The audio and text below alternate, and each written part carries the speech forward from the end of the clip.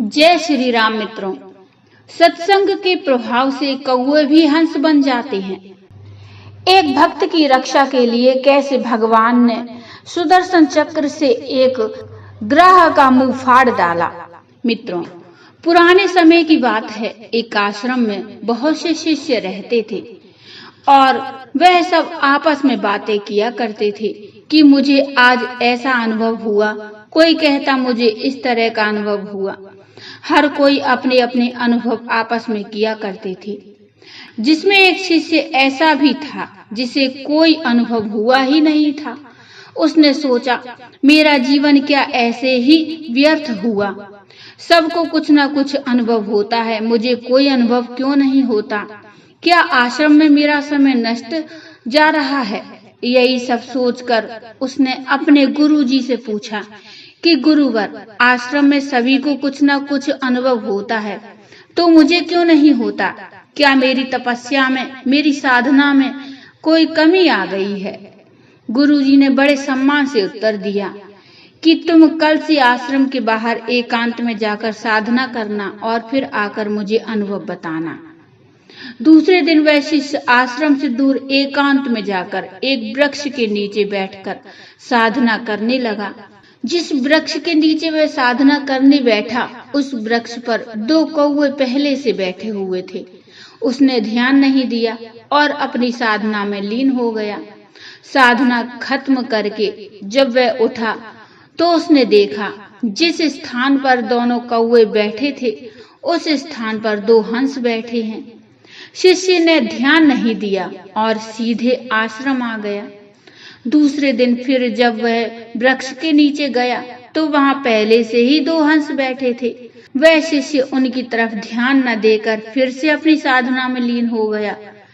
जब उसने ध्यान तोड़ा तो देखा दो हंस की जगह दो दिव्य आत्माएं हो गई थीं और दोनों दिव्य आत्माएं वृक्ष से नीचे उतरी।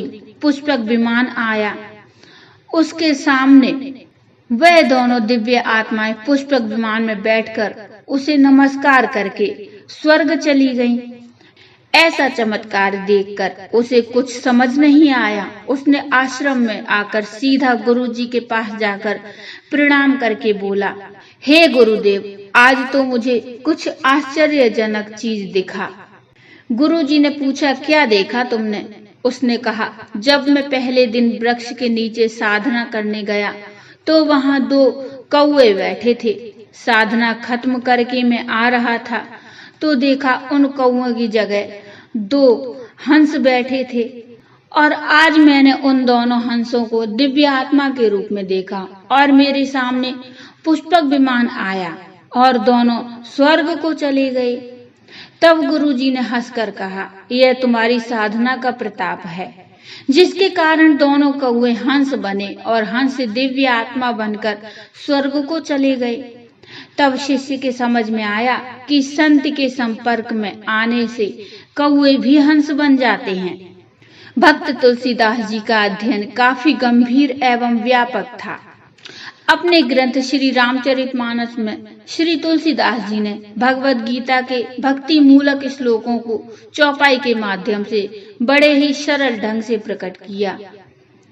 वे लिखते हैं, राम भगत जग चारि प्रकारा, सुकृति चारियों अनग उदारा। जगत में चार प्रकार के प्रभु राम भक्त होते हैं और चारों सुकृति होते हैं तथा पुण्य आत्मा पाप रहित और उदार होते हैं। सुकृतियों में एक श्रेणी आर्त भक्तों की होती है। तुलसीदास जी लिखते हैं, जपहि नाम जन आरत भारी, मिटहि कुसंकट हो ही सुखारी।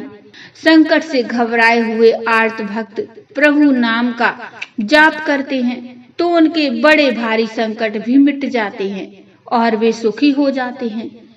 आर्त भक्त भगवान का नाम जप करते हुए उनकी शरण में आता है।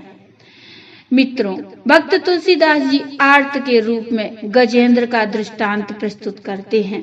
श्रीमद् भागवत महापुराण के अनुसार एक बार सरोवर में एक बलवान ग्राह यानी मगर ने गजेंद्र के पैरों को पकड़ लिया।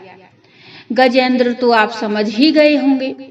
गजेंद्र ने विपत्ति में पड़कर अपनी शक्ति के अनुसार अपने को छुड़ाने की कोशिश की, पर छुड़ा न सका। अन्य हाथियों ने भी प्रयास किया, तो भी गजेंद्र अपने पैरों को छुड़ा न पाया। तब उसने अंत में भगवान की शरण ली। प्रार्थना करते हुए गजेंद्र ने कहा, यम धर्म काम अर्थ विमुक्ति कामा भजन्ते इष्टाम गतिमान पुवंती किम त्वा शिशोरात्रि अपि देहमव्ययम् करोतु मे यदब्दयो विमोक्षणम्। धर्म, अर्थ, काम और मोक्ष की कामना से मनुष्य भगवान का भजन करके अपनी अभीष्ट वस्तु प्राप्त कर लेते हैं। इतना ही नहीं, वे भगवान उनको सभी प्रकार का सुख देते हैं और अपने ही जैसा अविनाशी पार्षद शरीर भी देते हैं। वे ही परम दयालु प्रभु मेरा उद्धार करें। भगवान आर्त भक्त गजेंद्र को देखकर गरुड़ को छोड़कर कूद पड़े और कृपा करके गजेंद्र के साथ ही ग्रह को भी बड़ी शीघ्रता से सरोवर से बाहर निकाल लाए और फिर भगवान श्री हरि ने चक्र से ग्रह का मुंह फाड़ डाला और गजेंद्र को छुड़ा लिया। इसके बाद गजेंद्र का गज शरीर गिर गया। वह ईश्वर के पार्षद के रूप में मुक्त हो गया। मित्रों, किसी भी कारण से प्रभु की शरण में जाना और भगवान का भजन करना सुकृति का लक्षण होता है। भक्त तुलसीदास जी इस दृष्टांत द्वारा हमें प्रभु का नाम जप निरंतर करने का संदेश दे रहे हैं। आप हर एक काम में भगवान को याद करने की आदत डालें। आपका सत्कर्म सफल हो जाएगा। कहीं भी जाएं तो 4 बार नारायण नाम का उच्चार करके जाएं, राम राम का उच्चारण करें या शिव शिव का करें। भगवान का जो भी नाम आपको प्रिय हो वह लें, क्योंकि ईश्वर एक रूप अनेक। अगर आप हर एक काम में भगवान को याद करने की बात स्वीकार कर लें और बाल बच्चों को भी सिखा दें तो हमारा बहुत बड़ा काम हो जाए। सब काम ठीक हो जाएगा और खराब काम से बच जाओगे। खराब काम से बचना और अच्छे काम में लगना दोनों बातें नारायण नारायण कहने से हो जाएंगी, राम राम कहने से हो जाएंगी। तो बोलो जय श्री राम, जय श्रीमन नारायण। मित्रों, ये कथा आपको कैसी लगी मुझे कमेंट में बताइए। कमेंट में जय श्री राम अवश्य लिखिए। कथा अच्छी लगी हो तो लाइक करिए और चैनल को सब्सक्राइब कर लीजिए। मिलते हैं एक नई कथा, नया प्रसंग लेकर। तब तक के लिए जय श्री राम।